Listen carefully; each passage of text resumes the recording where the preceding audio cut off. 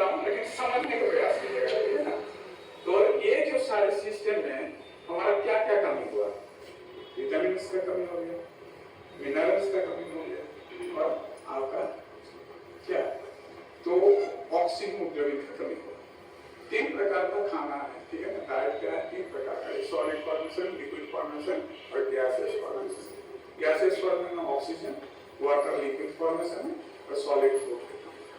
बस एक क्लियर दे रहा हूँ मैं, इसको कैटेगराइज कर दीजिएगा, आपका जो खाते हैं उसको दिमाग में रखिएगा। अब जो होता है ये सारी चीज का जो क्रिया होता है, एक सेल डेवलपमेंट करेगा, हेल्दी बनेगा, तब ना वो टिश्यू बनेगा, हेल्दी टिश्यू। और हेल्दी टिश्यू होगा तो हेल्दी ऑर्गन, हेल्दी ऑर्गन होगा तो हेल्दी सिस्टम, हेल्दी सिस्टम होगा तो हेल्दी बॉडी होगा, तो हमारा बच्चा ठीक हो जाएगा। विवास, जस्ट विवास। अब हम लोग थोड़ा सा एक सेल में आता हूँ। ये जो खाना पहुंचा दिया, ये सेल का बाहर का हिस्सा से जो मिल्कस मेम्ब्रेन, उसको साइटोप्लाज्म एक सेल के अंदर में जाइए, क्लास 9, 10 का वो पढ़िए। साइटोप्लाज्म पे देखिए, राइबोसोम को देखिए, माइटोकॉन्ड्रिया को देखिए, ऑर्गन बॉडी को देखिए, लाइसोसोम को देखिए, ठीक है ना। ये लोग क्या करता है, ये लोग जैसे आपका थोड़ा सा सुनाइए, आपका ऑस्मोसिस एंड डिफ्यूजन के द्वारा हाइपरटोनिक एंड हाइपोटोनिक का ऊपर में वो सेल के अंदर में सारे तथ्य आ जाता है, विटामिन, कार्बोहाइड्रेट, प्रोटीन, ठीक है, ऑक्सीजन। अब सेल के अंदर में जाके माइटोकॉन्ड्रिया में जाके वो एनर्जी प्रोसेस करता है, राइबोसोम जितनी टॉक्सिसिटी है उसको वो पकड़ के फिर रीडाइजेशन करके फिर लाइपोसोम, ये माइटोकॉन्ड्रिया सारी चीज प्रोसेस करके क्या करता है, एडिनोसिन ट्राइफॉस्फेट, एटीपी। अब एटीपी बन गया, एनर्जी हमारा यूज हो रहा है सारे बॉडी में, नो बीमारी। अब ये एनर्जी कहाँ पर जाता है, अब दूसरा स्टेज में आइए, अपने ह्यूमन बॉडी से बाहर निकलना है।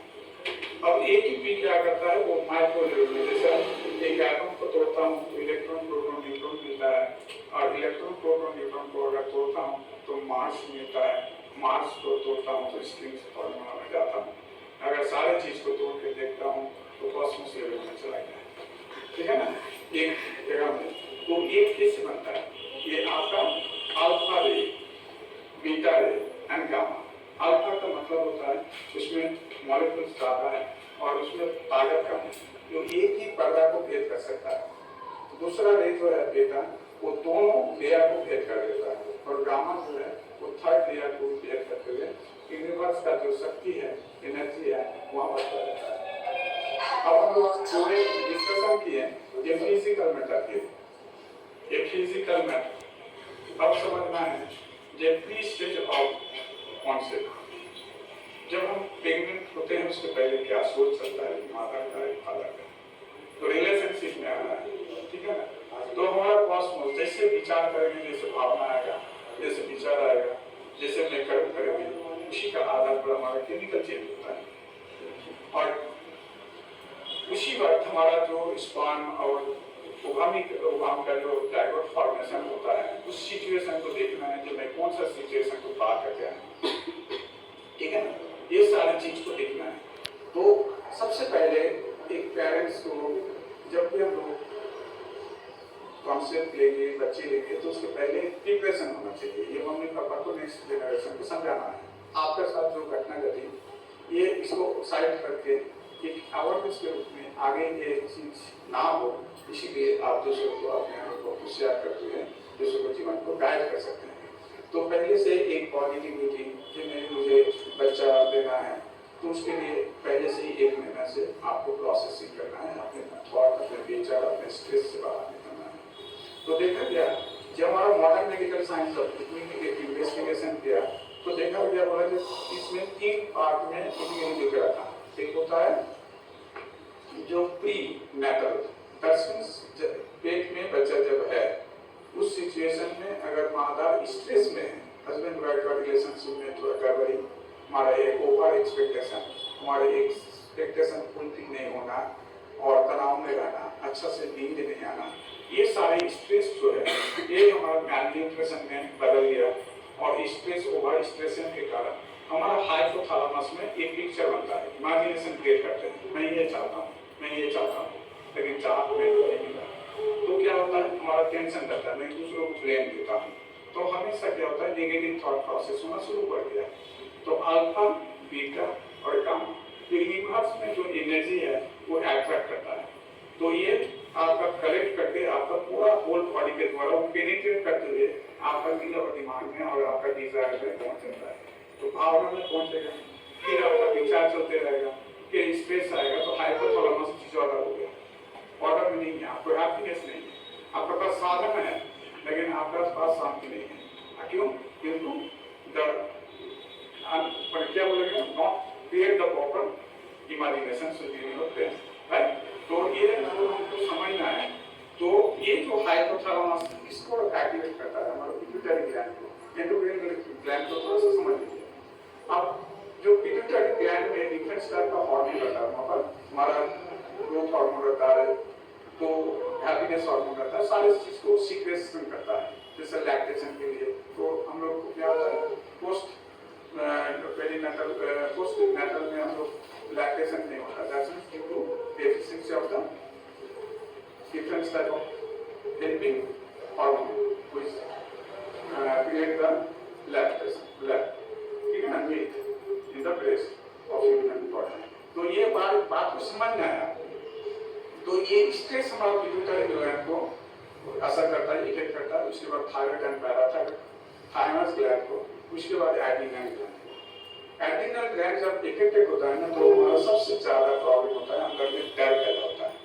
मान लीजिए मेरे अंदर में कोई गलत एक्सपेक्टेशन आई है, तो क्या होगा, मैं उसको अचीव करके सुखी होना चाहूंगा, लेकिन मैं किसी से शेयर नहीं कर सकता हूँ, तो डर रहेगा। या आप लोगों को सब मैच नहीं करवाइएगा, मैं जस्ट एक बेसिक नॉलेज को बता रहा हूँ। आने वाला समय को हमको किस तरह से काउंसलिंग करना चाहिए, बच्चे को गाइड करके आगे की मेडिसिन को चलाना है। एक मुसीबत में अपने माइंड को कंसंट्रेट करके अंतिम जीवन मांगना नहीं चाहिए।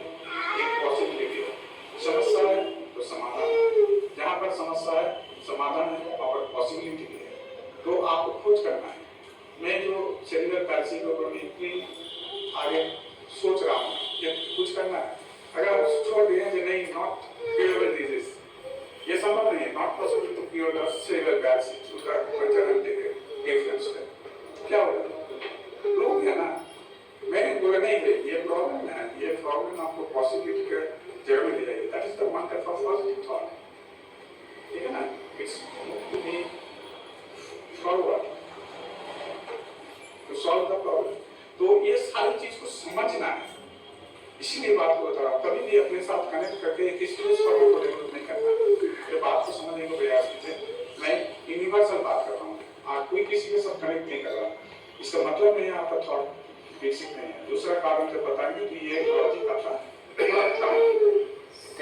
ये जो हाइपोथैलेमस का जो हमारा हार्मोन एंडोक्राइन ग्लैंड जब हमारे किडनी को कमजोर कर देता है, बार-बार एक ही सोच, प्रेग्नेंट में मेरा बच्चा डेवलप कर रहा है, किसका खाना खाता है?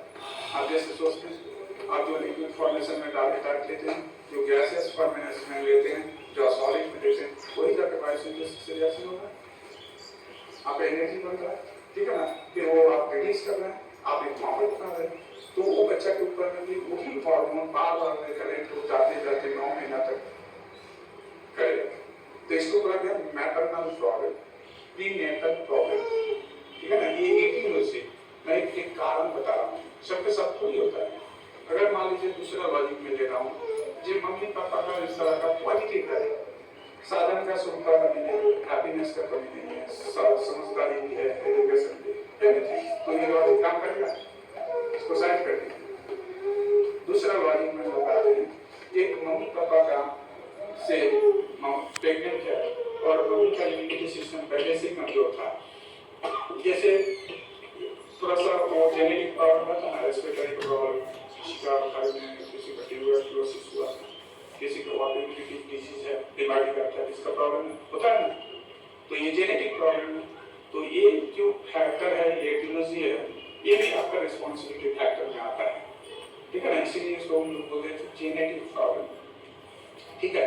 ये होने के कारण क्या होता है, और ये एक्वायर्ड प्रॉब्लम क्रिएट होता है, वो मम्मी पापा को बाहर से कोई बैक्टीरिया वायरस इन्फेक्शन कर देते हैं, तो मैनिंजाइटिस हो गया, टाइफाइड हो गया, रिकरेंट बुखार हो रहा है बच्चा का, मम्मी को बच्चा पेट नहीं है, तो क्या होगा, उस बच्चा के साथ ये प्रॉब्लम हो सकता है, ठीक है ना।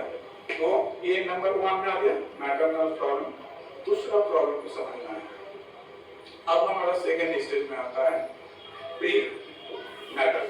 प्री नेटल हम लोग बोल दिए, और पेरी नेटल। पेरी नेटल का मतलब होता है जब ड्यूरिंग डिलीवरी, उस टाइम में हमारा कारण क्या क्या हो सकता है, और एक बात हो सकता है जैसे अंडरवेट, मैच्योर बेबी, क्लियर, एक नंबर। दूसरा क्या हो सकता है, डिलीवरी के समय लॉन्ग डिलीवरी ड्यूरेशन जब लॉन्ग हो गया तो बच्चा का क्या होगा, पेल्विस रीजन में ब्रेन अटक जाएगा और आपका खून का संचालन नहीं होगा। अगर आपको 5 से 10 सेकंड, अगर 10 मिनट तक ब्रीथिंग नहीं होता है तो वो सेल काफी हद तक हैम्पर हो जाता है। अगर 2-3 घंटा रह जाता है तो डैमेज हो जाता है, क्लियर हो गया। तो ये ड्यूरिंग डिलीवरी के समय में हो सकता है, इसको बोला गया ट्रॉमा, इंजरी ऑफ द, ठीक है ना, ड्यूरिंग डिलीवरी, क्लियर हो गया। दूसरा कारण। तीसरा कारण क्या होता है, जो पोस्ट नेटल, मेरे बच्चा को तो 2 साल ठीक था, कुछ प्रॉब्लम नहीं हुआ, 3 साल ठीक था, एक इन्फेक्शन आया, बुखार हुआ, ठीक है ना, तो उस टाइम में क्या होता है, वो वायरल इन्फेक्शन हो जाता है और मेनिंजाइटिस हमारे ब्रेन से को अटैक करता है और डैमेज कर देता है।